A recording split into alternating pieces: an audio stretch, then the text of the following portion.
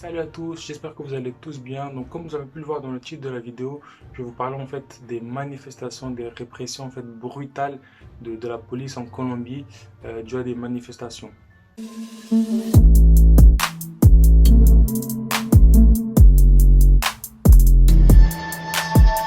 Pour vous donner un peu le contexte de toutes ces manifestations-là, pourquoi le peuple colombien sort dans les rues pour manifester. Donc tout a commencé, ces manifestations plus précisément ont commencé le 28 avril, dans lequel le peuple colombien, la population colombienne est sortie dans la rue pour manifester contre une réforme fiscale dans laquelle le gouvernement actuel de droite de Ivan Duque a voulu mettre en place une réforme fiscale dans laquelle il y aurait des augmentations de taxes qui allaient toucher pratiquement tous les secteurs publics en Colombie. En quoi consiste cette réforme fiscale que voulait mettre en place le gouvernement colombien? En fait, cette réforme fiscale consiste à, pour les personnes qui ont plus de 656 dollars comme salaire, ils allaient avoir une taxe supplémentaire et avoir en plus 19% de taxes dans les services publics, c'est-à-dire la santé, les biens de première nécessité, aussi une augmentation des taxes de tout ce qui est achat de tablettes, de téléphones, d'ordinateurs et même sur la connexion Internet, une augmentation des taxes sur l'essence, ce qui en fait causerait une augmentation du prix du transport public, mais aussi du transport de marchandises alimentaires.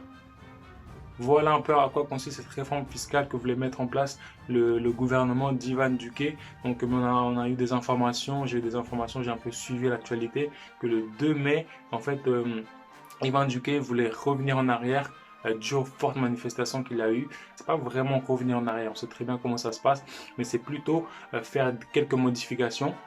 Même avec cette annonce-là du président, les manifestations à ce jour continuent, les violences policières, les bavures policières à ce jour continuent, parce qu'on a vu que le 1er mai, en fait, le gouvernement, le président Ivan Duque a annoncé que l'armée, parce que c'était la police qui faisait les violences, que l'armée allait aussi aller sur le terrain pour soi-disant remettre l'ordre au chaos que lui et son gouvernement ont causé. Je ne sais pas si vous êtes au courant ou si vous suivez un peu. En fait, là, je vais laisser déjà le hashtag Colombia Résiste pendant toute la vidéo là. Donc, je vous invite en masse. Allez-y sur les réseaux sociaux, sur Facebook, sur Twitter, sur Instagram. Mettez ce hashtag là que je vais laisser pendant toute la vidéo là. Vous allez vraiment voir ce qui est en train de se passer, la violence policière qui est en train d'être faite par la police, donc vraiment par le gouvernement colombien envers sa population. Je vais un peu vous donner le bilan. C'est un bilan bien évidemment approximatif étant donné que c'est des chiffres qui sont sortis, mais on sait toujours quand c'est des manifestations de ce genre-là, il y a beaucoup plus de cas. Il y a eu environ 640 cas d'agressions policières, 92 victimes physiques de la part de la police, 21 personnes qui ont été tuées par les forces de l'ordre, 672 personnes qui ont protesté, qui ont été arrêtées de manière arbitraire, plus de 136 violentes interventions, environ 30 cas de tirs qui ont été faits envers la population qui est partie manifester, et environ aussi, ça a été recensé aussi 4 victimes d'abus sexuels. Comme vous avez pu le voir, les chiffres sont très parlants, c'est des chiffres très parlants, et ce qui m'inquiète le plus, c'est que ce qui est en train de se passer en Colombie, c'est très peu médiatisé, Les journaux ici en France par exemple, ils parlent de ça, quelques-uns parlent de ça, mais il n'y a pas une ampleur qu'elle devait avoir en fait. Je sais, on ne compare pas, mais si on prend l'exemple des manifestations dues aux Gilets jaunes, dues à plusieurs réformes, à plusieurs lois qui allaient être mises en place par le gouvernement de Macron, il y a eu une forte manifestation en France, et que cette même manifestation-là a une ampleur internationale, pas seulement en France, mais une ampleur internationale. Donc là, on se demande pourquoi maintenant, dans ce cas-là, de telles manifestations, une telle violence qui est en train de se passer en Colombie n'a pas une ampleur pareille. Donc moi, ce que je vais faire, je vais vous laisser un peu quelques extraits de la violence de ce qui est en train de se passer en Colombie, et vous-même, vous allez voir. Mais je vous invite aussi allez sur le hashtag qui est là, qui va rester toute la vidéo comme je vous ai dit au tout début. Allez regarder pour voir ce qui est en train de se passer en Colombie. Là, maintenant, je vais vous laisser quelques extraits.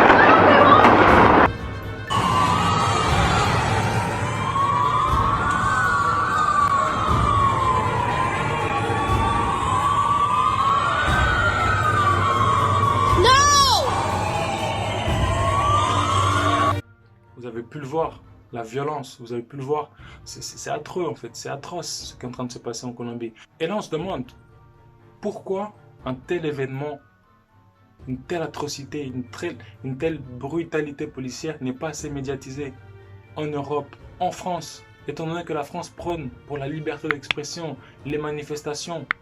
Pourquoi c'est très peu médiatisé en France?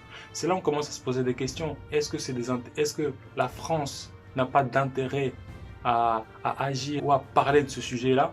Parce qu'on sait très bien que les grandes puissances, non pas seulement la France, quand elles interviennent dans un conflit politique ou un conflit économique dans un pays, c'est parce qu'il y a des intérêts politiques, il y a des intérêts économiques avant tout. Je ne sais pas si vous êtes en train de suivre ce qui est en train de se passer, je pense que oui, ce qui est en train de se passer en Inde, avec cette crise du Covid, avec ce manque d'oxygène.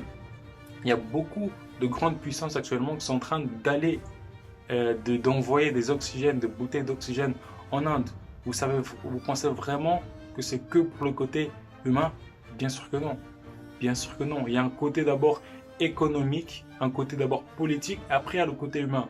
Donc maintenant, je pose la question ici en France. Est-ce que la France a vraiment un intérêt politique, un intérêt économique de parler de cette crise-là? Parce qu'à ce jour, il n'y a eu aucune déclaration du gouvernement français, du président français. Aucune déclaration. Ni sur Facebook, ni sur Twitter, ni sur Instagram.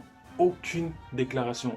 C'est là qu'on commence à se poser des questions. Si c'est vraiment le côté humain quelquefois on veut prôner, on veut dire ouais, le côté humain, ouais, on est là pour aider, liberté d'expression, on se pose des questions. Dans un pays comme la Colombie, où la démocratie, où la liberté d'expression, où le droit de manifester est en train d'être répréhendé par la police, et on force, comme vous avez pu le voir dans les vidéos, et continuez encore à aller sur ce hashtag là pour que vous voyez vraiment quelques images supplémentaires, quelques vidéos supplémentaires. Je vous invite à partager en masse ce hashtag, partager en masse cette vidéo là pour que plus de personnes aient accès à cette information là, parce que ici en France, quelquefois on nous montre à la télé, on nous montre dans les journaux ce qu'eux ils veulent nous montrer, pas ce que nous on veut voir ou ce que nous on a vraiment besoin de voir. Ils nous montrent ce qu'eux ils veulent. C'est pour ça moi personnellement j'ai arrêté de regarder les journaux français, j'ai arrêté de regarder la télé française à cause de ça, parce que l'information, les médias, l'information qui est fournie en France, elle est très formatée. On n'a pas la vraie information, on a une information quelquefois adultérée, changée, modifiée. Par exemple, si on regarde un journal de 20 heures, il n'y a pas de réelle information. Un journal de 20 heures en France, il n'y a pas de réelle information. Il n'y a pas de réelle information. Un journal qui dure une vingtaine de minutes, 30 minutes, c'est pas un journal. Un vrai journal, c'est 1 heure avec de vraies informations. Regardez le journal qu'on nous montre, le journal de 20 heures sur France 2. Parce que des moments, on se demande, mais ils n'ont plus rien à dire.